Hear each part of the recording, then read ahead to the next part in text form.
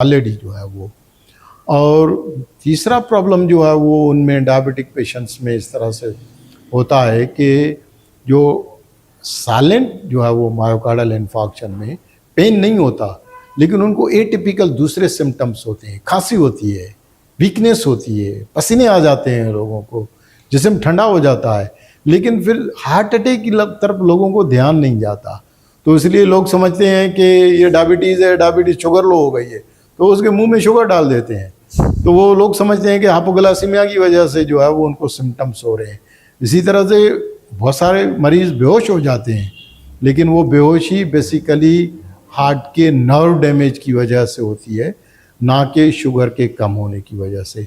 तो जो diabetic patients हैं उनमें ये एक कॉम्प्लिकेशन है कि जिसमें साइलेंट मायोकार्डियल इन्फार्क्शन होता है, तो चुनाचे वो ईसीजी के लिए पहुंचते ही नहीं है, जाते ही नहीं है।